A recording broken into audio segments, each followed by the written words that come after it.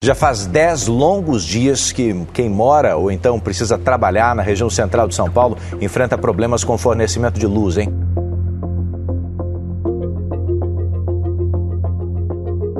O paulistano tem se acostumado com uma triste realidade: as sucessivas quedas de energia. Há menos de um mês, o Datafolha fez uma pesquisa com mais de 1.000 moradores da capital que apontaram a distribuidora de energia Enel como a principal responsável pelos apagões. O problema já provocou o fechamento de escolas e do Parque do Ibirapuera, além de causar a falta d'água em diversas regiões e deixar postos de saúde sem luz. Há também o caso de ruas e edifícios que ficaram mais de uma semana sem energia elétrica. Apartamentos, escritórios e comércio ficaram às escuras em pleno centro de São Paulo durante quase toda essa semana. Esse novo episódio de apagão na maior cidade do país causou um prejuízo milionário. Os mais recentes problemas ocorreram na região central da capital paulista no mês de março. Foram pelo menos 4 apagões consecutivos que atingiram diversos bairros entre os dias 18 e 21, fechando lojas e restaurantes e provocando grandes perdas. Para minimizar o problema, a Enel espalhou geradores pela região, mas que não eram suficientes para toda a demanda. Tivemos queda de energia também no comércio popular, aqui o mais famoso da capital, na rua 25 de março. A Enel teve de fornecer geradores, assim como forneceu geradores, obviamente, para serviços essenciais, como os hospitais. Diante dessa realidade, o Procon notificou a Enel, está pedindo explicações mais claras.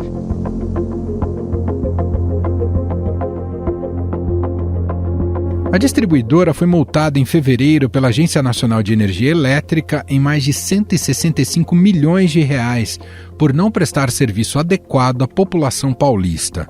A punição aconteceu por causa do apagão do dia 3 de novembro do ano passado, quando 2 milhões de cidadãos ficaram sem luz, muitos deles por vários dias, após um temporal. A Assembleia Legislativa do Estado de São Paulo deve, nas próximas semanas, instaurar a CPI da Enel para apurar possíveis irregularidades e práticas abusivas cometidas pela distribuidora na região metropolitana da capital.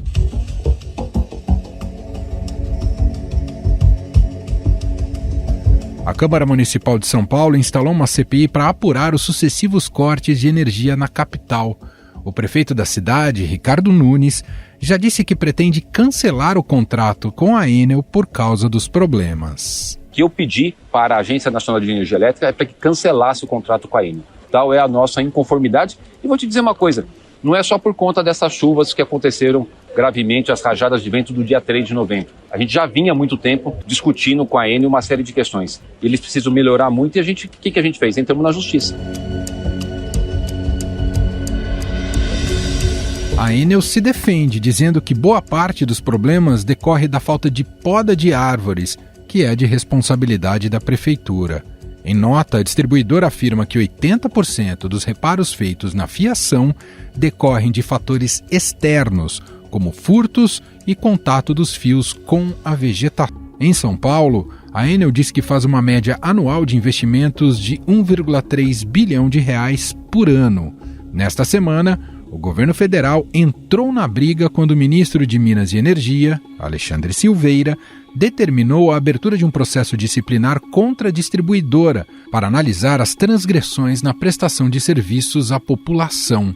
O titular da pasta salientou que esse processo pode levar à perda da concessão. Infelizmente, nós tivemos episódios reiterados da Enel que nos levam, em primeira mão agora, a comunicar a todos os paulistanos que hoje eu estou tomando uma medida muito severa, estou determinando à ANEEL a abertura de um processo disciplinar, um processo que venha a apurar as transgressões reiteradas da Enel com a população de São Paulo, que podem levar a Enel, inclusive, a um processo de caducidade. Em entrevista à Globo News, Silveira afirmou que o setor elétrico brasileiro foi privatizado de forma equivocada e quer buscar taxas mais exigentes de qualidade de serviço. O ministro disse ainda que pretende aproveitar o momento de renovação das concessões de distribuição para corrigir os contratos de concessão com as distribuidoras. Os contratos de distribuição com as distribuidoras, quando foram feitos há 10, 15, 20 anos atrás, eles foram contratos muito frouxos, que deram uma liberdade de uma qualidade de prestação de serviço muito aquém daquilo que a população brasileira exige. Por isso, nós vamos corrigir agora na renovação. A Enel é uma multinacional italiana que está presente em 30 países ao redor do mundo, incluindo Estados Unidos, Canadá e Espanha. A distribuidora chegou a São Paulo em 2018, quando adquiriu 73% das ações da estatal Eletropaulo.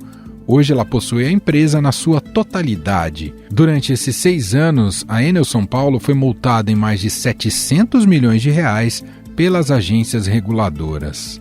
Afinal, a solução passa por rever as concessões? Há um risco do governo petista querer reestatizar o serviço de energia? Como fica o consumidor nessa história? Sobre estes temas, vamos conversar com Cláudio Salles, presidente do Instituto Ascende Brasil. Olá, Cláudio, seja muito bem-vindo, tudo bem? Obrigado, Emanuel. Estamos à disposição. Um prazer. Cláudio, como é que o senhor avalia a pressão do ministro de Minas e Energia, Alexandre Silveira, sobre a ANEEL para uma fiscalização mais dura sobre a Enel em São Paulo? Há um pré-julgamento indevido e que a gente pode até classificar de natureza política na maneira como ele se colocou? Na verdade, toda vez que acontecem problemas dessa natureza, causam transtornos graves à população, com frequência, não só aqui no mundo inteiro, isso é utilizado politicamente. Só que, nesse nosso caso, não precisava ser tanto assim, né? Porque o dano causado para a sociedade, a partir dessas colocações que o ministro acaba de fazer, é gigantesco. É compreensível, Manuel, quando você está falando de eletricidade, que se tem uma coisa sem a qual não se vive mais, é eletricidade, né? O transtorno é gigantesco. Então você cria na sociedade, naturalmente, um fenômeno tipo, uma predisposição e uma irritabilidade exacerbada toda vez que qualquer tipo de problema aconteça. Então, esse é o pano de fundo que propiciou a que o ministro da Energia fizesse essa colocação, e é evidente que é política. Nessas críticas do ministro, se coloca ali, acaba colocando em debate a possibilidade de se extinguir o contrato com a concessionária. Te pergunto, Cláudio, essa possibilidade é viável e pode ter um resultado melhor para o contribuinte? E há empresas aptas para assumir um parque como São Paulo? De novo, vamos ser aqui bem objetivos, né? O serviço, a prestação de serviço de distribuição de eletricidade, ele é regido pela legislação, número 1, depois pela regulação. Enfim, a legislação estabelece que cabe à ANEEL, a agência reguladora, estabelecer as regras, não só estabelecer, como fiscalizar e eventualmente punir, no caso de descumprimento de alguma cláusula. A legislação, a regulação e, por último, o contrato de concessão. O instrumento da caducidade, ele existe previsto no próprio contrato de concessão. Agora, o que dá causa à caducidade é quando fica caracterizada a total incapacidade da concessionária prestar o serviço, conforme a legislação, conforme a regulação e conforme as exigências do contrato. Esse terceiro aspecto, nem de longe, se aproxima com o que está acontecendo em São Paulo. E eu digo mais, né? Nós temos aqui um exemplo recente, onde se aplica, enfim, a recomendação de caducidade. A empresa concessionária da Amazonas, que está totalmente inadimplente, incapaz de prestar os serviços, cumprir o contrato nos tempos que ele está estabelecido, que não foi capaz de apresentar um plano crível de recuperação. Então, isto passou por um processo da ANEEL, que examinou em detalhe todas essas questões, com audiências públicas, etc., constatou isso que eu estou dizendo, e a ANEEL formalmente propôs o poder concedente ao Executivo, ao Ministério que representa, né? Propôs ao Ministério a caducidade, fundamentada em duas grandes verdades: total incapacidade financeira e o descumprimento, quanto mais, dos preceitos do contrato para prestação de serviço. E cadê alguma iniciativa do governo em relação a isso? Desde novembro do ano passado, tem a recomendação formal da ANEEL e o governo não fez nada. Aí damos um salto quântico para o que nós estamos assistindo hoje. Aqui, como a vitrine é muito maior, faz-se esse show que, a meu ver, presta um desserviço enorme à sociedade brasileira. Seria, então, uma sugestão muito radical dada pelo ministro Cláudio? Não cabe, né? Porque só para ficar nesses dois parâmetros principais, a capacidade financeira, provadamente, ela tem. Eu tenho até um dado que eu fui verificar hoje, né? A antiga Eletropaulo, ela antes tinha um outro acionista controlador, empresa chamada AES. Essa empresa AES, ela investiu, no período que ela foi concessionária, a AES investiu 0,800 milhões por ano na média. Nos 5 anos e meio recentes, para cá, desde meados de 2018 até hoje, a nova controladora investiu 1,5 bilhão por ano, quase o dobro.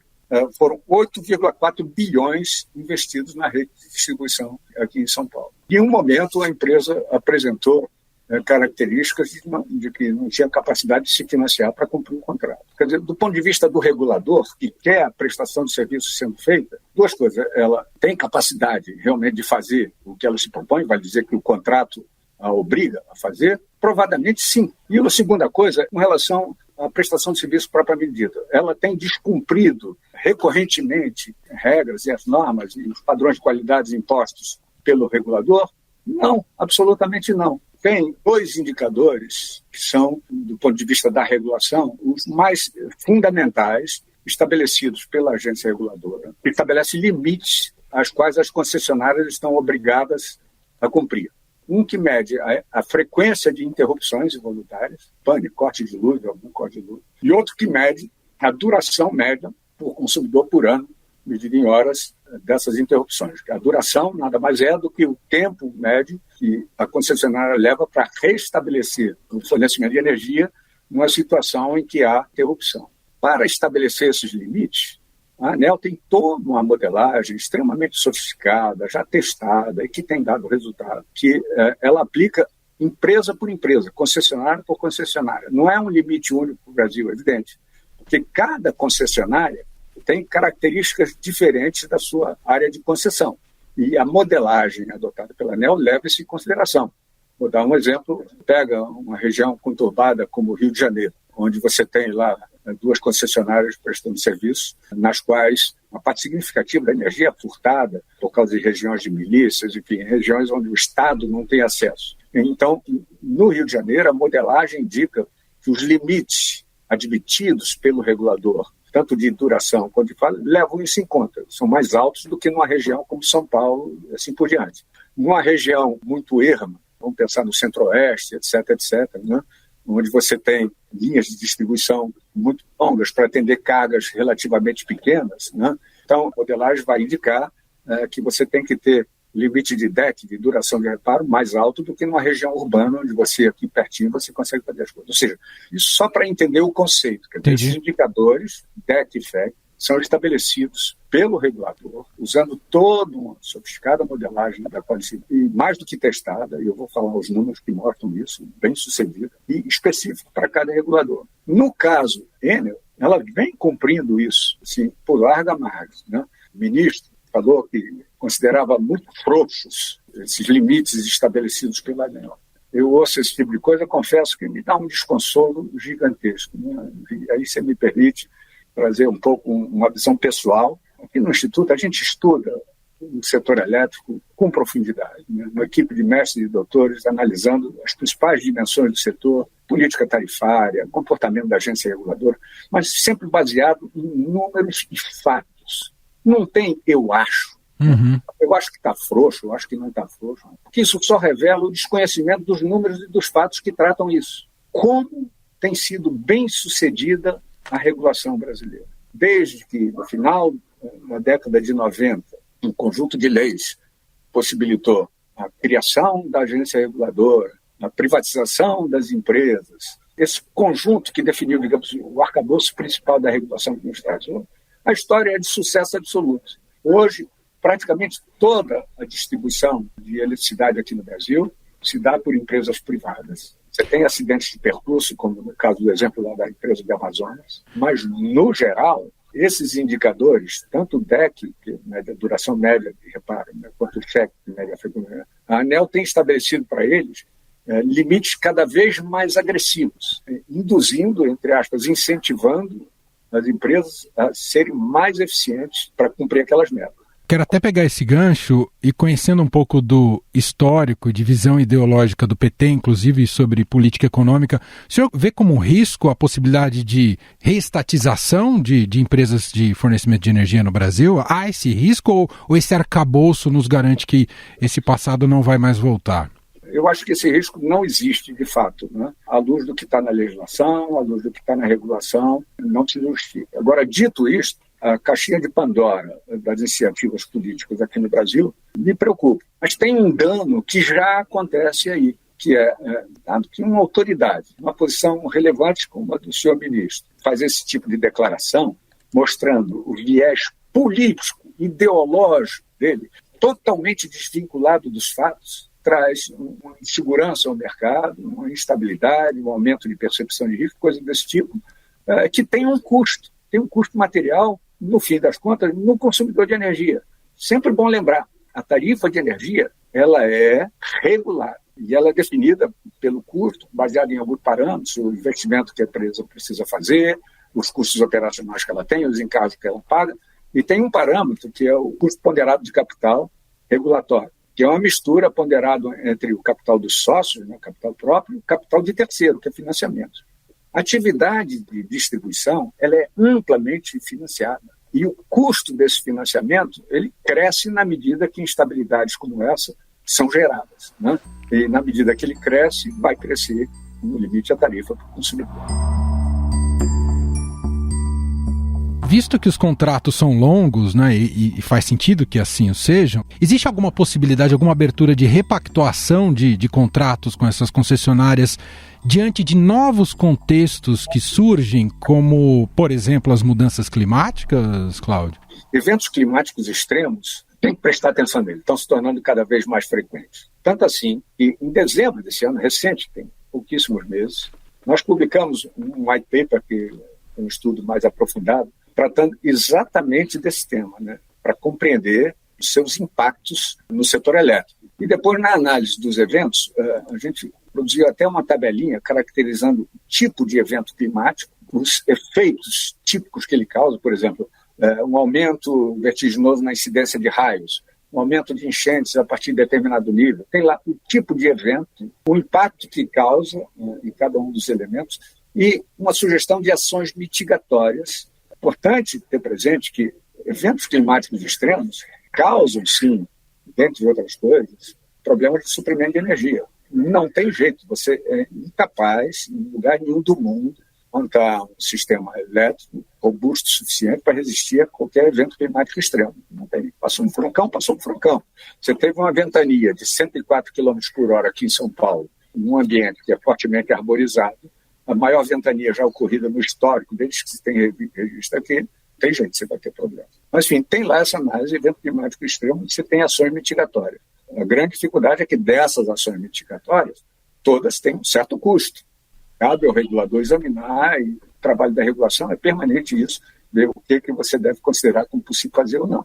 Na primeira parte da sua pergunta, basicamente, como é que você trata essa questão em função do que ocorreu, né, do ponto de vista aqui da concessão. Exato. Né? Eu acho que a resposta já está na simples descrição do fato. Né? É impossível você considerar os efeitos daquele evento climático extremo como um padrão de prestação de serviço da concessão.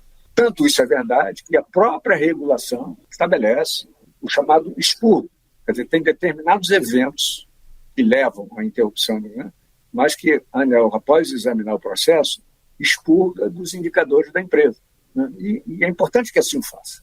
Bom, então tirando um pouco dessa politização e radicalização nas falas do ministro Alexandre Silveira, a maneira como tem conduzido o caso, a ANEEL, em relação à Enel de São Paulo, tem sido correta para que ela consiga prestar um serviço melhor para o consumidor? Olhando muito sob o ponto de vista de quem está em São Paulo e tem sofrido muito com os apagões, ele pode se sentir amparado, Cláudio? Em primeiro lugar, deixa eu me solidarizar integralmente com você. Já que você falou de você, eu falei, eu sofri muito com os apagões. Para aqui num bairro, que foi um daqueles, né, foi a minoria, mas foi um daqueles que levou uma semana para restabelecer. E não apenas isso, né, quer dizer, o transtorno aqui foi gigante. Passei noite sem dormir. Né. Teve uma noite que o barulho de motosserras aqui no meu bairro lá era gigantesco, não me deixou dormir. Tanto que, às 6 horas da manhã, desci para ver o que estava acontecendo, um pouco antes de 6, ainda estava clareando o dia, e me dei conta que tinha uma estimativa grosseira, mas perto de 100 pessoas trabalhando, não só da concessionária, muito da prefeitura, acho que o Corpo de Bombeiros serrando árbitro, enfim. Ou seja, sofri transtorno com muita gente. Os números são assustadores. São Paulo tem 8 milhões de consumidores, aproximadamente. Próximo de 2 milhões foram afetados, tiveram algum tipo de interrupção. Essas interrupções, 95% delas, segundo a informação que a empresa prestou, foram causadas por queda de árvore ou de galho em cima da rede, ou seja, destruindo a rede. A rede que tinha que ser reconstruída. A gente sabe também que desses milhões de consumidores, a enorme maioria, perto de 70%, 80%, em menos de 24 horas já tinha sido restabelecido, mas fica uma franja, aqueles de maior dificuldade, como infelizmente o meu bairro também, né, que pegou lá o final da franja. Né? De qualquer forma, os números são tão assustadoramente grandes, que o mal-estar da sociedade dos consumidores está lá. Enfim, isso é fato. Né? Eu reconheço e sou parte disso, como imagino você também, todo Sim. mundo que foi afetado por isso. Então, isso, de novo, é o que dá o caldo para o uso político desse fato. Dito isso, cabe olhar, quando você examina uma prestação de serviço de uma concessão, o contrato é de 30 anos. Você está cometendo um erro na largada se você for examinar a performance da empresa em cima de algum episódio acontecido, para ser bem objetivo. Agora ele está citando meses, dos quais um deles, que foi o que causou a maior insatisfação da população de consumidores, etc., foi provocado por um evento climático extremo. O interesse é meramente político, está desvinculado da realidade dos fatos. Só para a gente concluir, uma última pergunta, Cláudio. Sempre quando surgem essas crises e se coloca isso em debate, especialmente como é constituída a infraestrutura elétrica de distribuição de energia nas grandes cidades, como São Paulo, sempre por via aérea, sempre pinta a sugestão de enterrar a fiação. Isso é uma panaceia? Isso realmente resolveria todos os problemas? E como é que o senhor avalia esse debate? Eu sei que esse debate rende um simpósio inteiro, mas em linhas gerais, o que o senhor diria para a gente sobre esse aspecto? A pergunta é ótima, até porque esse tema surgiu muito forte também, de novo, em função do episódio de 3 de novembro. Se realmente foi a queda de árvore, de galho, a principal causa do sofrimento todo, vamos enterrar as linhas e aí você fica imune a isso. Né? Mas aí tem o famoso só que não é bem assim, e eu vou explicar. Aterramento de fio, vou citar apenas 2 características importantes. Primeiro, é muito caro. Comparado com a rede aérea, ele é muito caro. Né? E lembro que, como a tarifa de energia é definida pelo custo, esse custo adicional para levar a mesma quantidade de energia para um certo número de consumidores vai ser cobrado uma tarifa que vai crescer. Então, ele é muito caro. E a outra questão relevante para observar é que o seu benefício ele é predominantemente localizado. Quer dizer, você tem uma rede vasta, a rede aqui em São Paulo é de cerca de 40 mil quilômetros. Você tem regiões, e até da rede de São Paulo, se não me engano, cerca de 8 ou 9% já é subterrâneo. E você tem regiões onde a rede ainda é aérea, mas que você tem uma grande densidade, poder aquisitivo maior, etc., né? E até regiões que valorizem mais até o efeito estético por uma rede subterrânea se comparado com a rede aérea. Agora, você tem outras onde esse benefício não é sentido. Digamos que você mora aqui numa dessas regiões nobres, etc., né? E eu moro num subúrbio lá. Dadas as nossas condições, eu estou menos preocupado com o efeito estético, comparativamente para a minha existência, menos preocupado com o efeito estético, por exemplo, do que com o custo da energia. Eu não quero saber de enterrar fio ali para melhorar esteticamente, ou até mesmo a questão de segurança, de suprimento. Quer dizer, se eu olhar o meu histórico, que eu tenho lá um certo número de picos de luz ao longo... Estou falando desse evento extremo. Aquilo me incomoda, mas não é dramático. Você teve uma pane aqui, porque alguém bateu num poste, derrubou a linha, etc. Aí levou 3 horas para consertar, ou estourou um equipamento, uma coisa. Eu não perdi todas as minhas comidas na geladeira, etc. Porque esse nível de qualidade, tem cidadão para quem esse nível de qualidade é satisfatório vis-à-vis o que ele teria de custo, de tarifa a mais, se ele quisesse aumentar isso. Então, não é simples a solução de aterramento de fio. Hoje, uma estimativa grosseira, se você supuser um aterramento de fio vai custar, sei lá, 4, 5 milhões por quilômetro de linha implantada, e você tem 40 mil quilômetros de linha, então só isso você está falando em, multiplica 40 por 5 milhões, 200 milhões de investimentos só para aterrar os fios. Só para mostrar por absurdo, não dá para pensar assim genericamente. Casos isolados, sim, podem ser pensados, podem ser testados e eventualmente implantados, desde que se tenha uma solução justa do ponto de vista do que se pretende de ganho adicional de segurança, adicional em cima dos padrões que já são definidos, ganho de questões estéticas e o benefício escolhido por um subconjunto de consumidores. Nós ouvimos aqui Cláudio Salles, presidente do Instituto Ascende Brasil. Cláudio, muito obrigado pela atenção aqui com a nossa reportagem. Um grande abraço e até a próxima. Até a próxima, um prazer. Estadão Notícias. E este foi o Estadão Notícias de hoje, quarta-feira, 3 de abril de 2024. A apresentação foi minha, Emanuel Bonfim. Na produção, edição e roteiro, Gustavo Lopes, Jefferson Perleberg e Gabriela Forte. A montagem é de Moacir Biasi. E o nosso e-mail, podcast@estadão.com. Um abraço para você e até mais.